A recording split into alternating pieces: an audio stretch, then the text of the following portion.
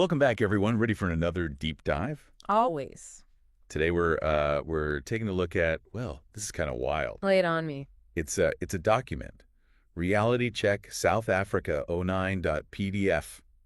Catchy title. Right. And the reality they're checking is pretty disturbing, actually. Okay, I'm intrigued. What's going on? So imagine, you're living your life in Johannesburg, South Africa. Okay.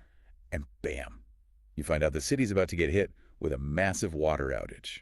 Oh, wow. That's, how massive are we talking? Massive, like potentially 3 days, almost no water. 3 days. Yikes. That's gotta be pretty rough. Yeah, no kidding. And, it really brings up this issue that so many cities are dealing with, especially these, rapidly growing urban areas. Right. It's not just a leaky faucet. This is like a symptom of a much bigger problem. Exactly. Like, how do you keep up with this exploding population? Yeah, huge question, especially when it comes to essential resources like water. Okay, so let's get into the specifics here. Yeah, break it down for us. So this document, it lays it all out. Okay.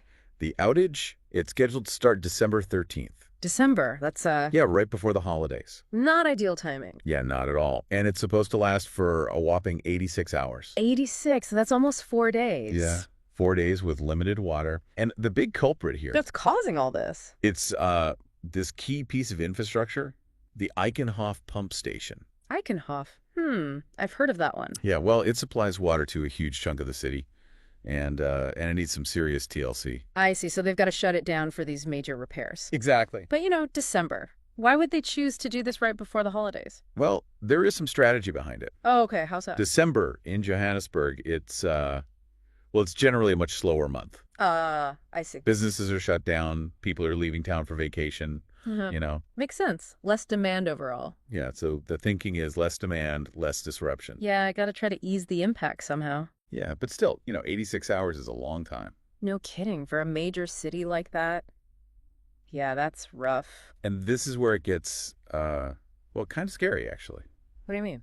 So this document, it reveals that this Eikenhof pump station, it has like a fundamental design flaw. A design flaw. Oh, that's not good. No, and it's been there since the beginning. Wow. So what is it? What's the flaw? Okay, so picture this. You've got this pump station. Okay. It relies on three engine rooms to pump water. All right. 3 engine rooms. Got it. The problem is they were designed to be interconnected. Interconnected. And that's bad because, Well, think about it. This was fine back when Johannesburg was smaller, right? yeah, I guess so. Less demand back then. Exactly, but the city grows, the demand explodes, and suddenly this interconnected setup, it becomes a huge bottleneck. Ah, so like it can't keep up with the flow. Exactly. Like picture, 3-lane highway suddenly merging into one. Oh, I get it. Total gridlock. Right, and that's what's happening with their water supply. Wow, that's a pretty serious design oversight. Yeah, so this maintenance project is basically them trying to fix this highway merge issue. I see. So they're trying to separate the engine rooms. Yep, let them operate independently, give the system some breathing room, Yeah, so it can handle the city's needs. Exactly. But the fact that it's even come to this point, it's it's kind of alarming. It is. It really shows a lack of foresight. Right. And it's not just about, pipes and pumps.